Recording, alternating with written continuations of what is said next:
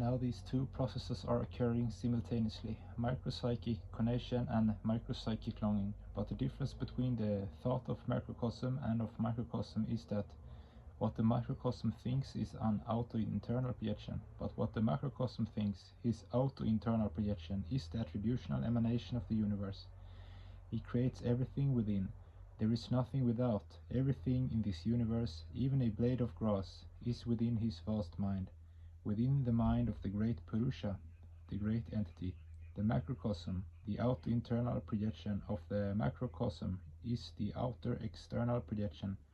For the microcosm, it becomes an outer reality. But the auto-internal projection of the microcosm is simply a psychic phenomenon,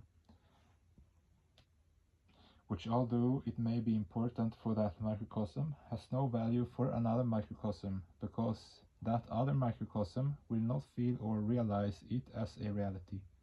This is the fundamental difference between macropsychic conation and micropsychic longings. Macropsychic conation, what the macrocosm thinks, is a reality for the microcosms, whereas micropsychic longings and desires are created on the basis of the external experience of the microcosms, projected within their small minds, and have no real value in this universe. Macropsychic conation, based on macropsychic existence, has the faculty of greatness, and micropsychic longings created by micropsychic entities have the faculty of desiring or wanting something from somebody else. This is the difference. The attribution of the cosmic mind is greatness, that of the unit mind is smallness. Ita vupadi para jiva yostayo samyag nirashena parana jivo rajam narendrasya batasya baka kitaka stayora pohena batono raja tayor virodo yamu pari kalpito navashtavaha kashidu paririshaha ishadya maya mahada dikaranam yivasya kayam shrinu pansha kosham.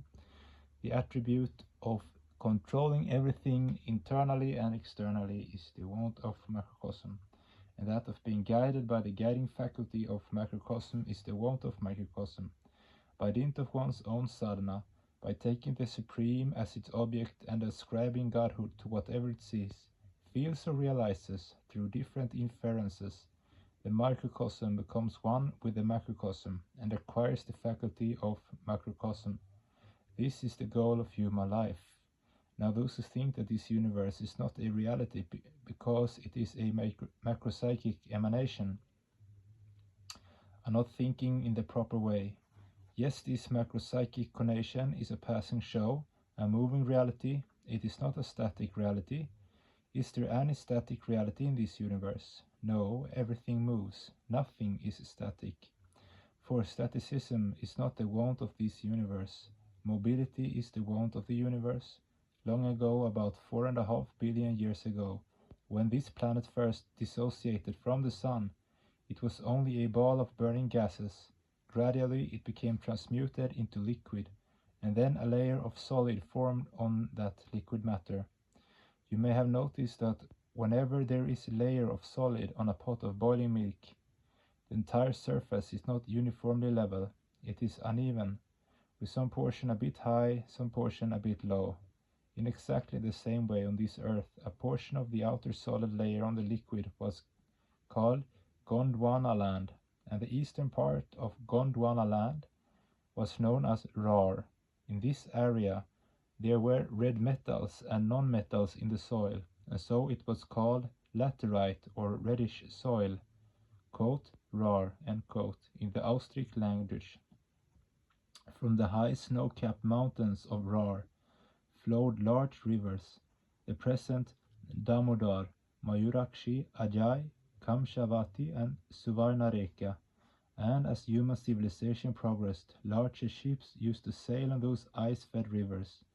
Still later, as the result of tempestuous rains, those great mountains eroded. The soil began to slip away, and the mountains lost their height. There was no more snow on the peaks, and the rivers were no longer fed by melted ice. They were only fed by the rains, and thus they shrank in size.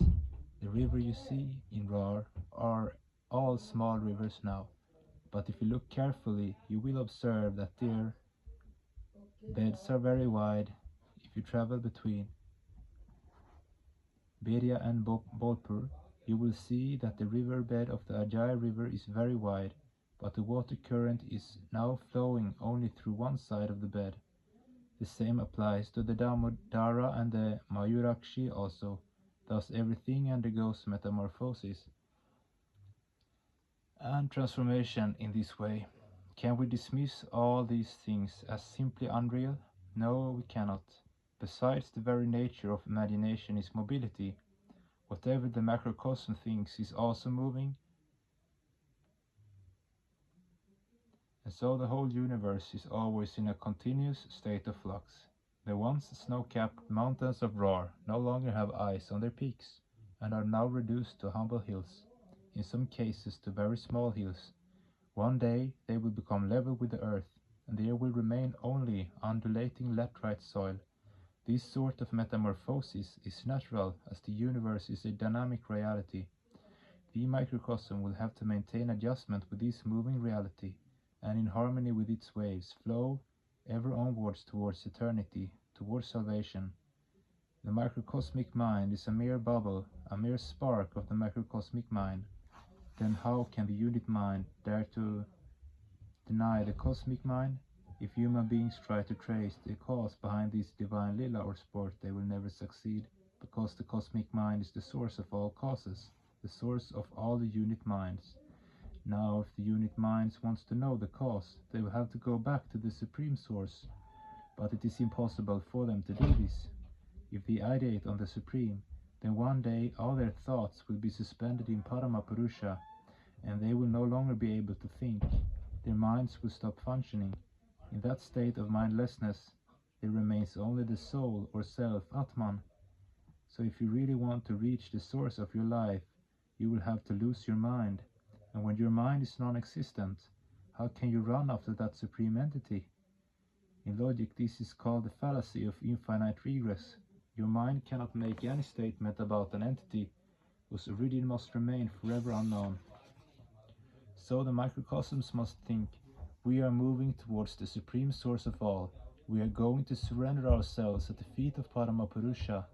When human beings consider themselves as superior or powerful entities, then they view themselves as the subject, and the one to whom they are moving becomes the object.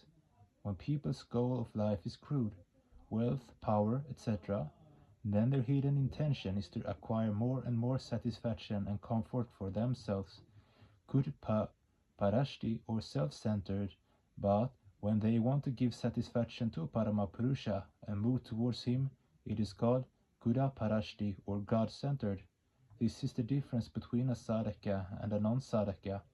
A non-sadhaka is Kuda parashti, whereas a sadhaka is Kuda parashti.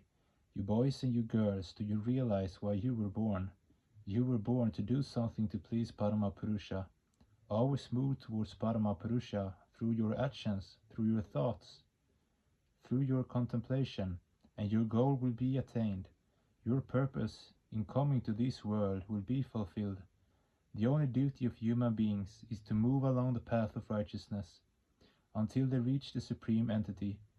They touch the sweet feet of the supreme entity. They cannot stop their movement. Now how will they move? By maintaining a proper adjustment with the external world, by rendering maximum service to the external world in all possible ways. Thus the unit entity will move towards supreme fulfillment, while the hands and feet and mind are fully utilized in service to the external world. You must lift your mind above all feelings of difference among human beings like social disparities or economic disparities, differences between human and other living creatures, and differences between living and non-living creatures. You must move along the path of new humanism towards the supreme goal with your mind moving like a subterranean flow.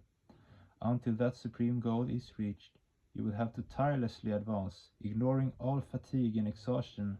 You must reflect in your personal life the very spirit of Sharaveti. Move ever onwards, move ever onwards. May you be victorious.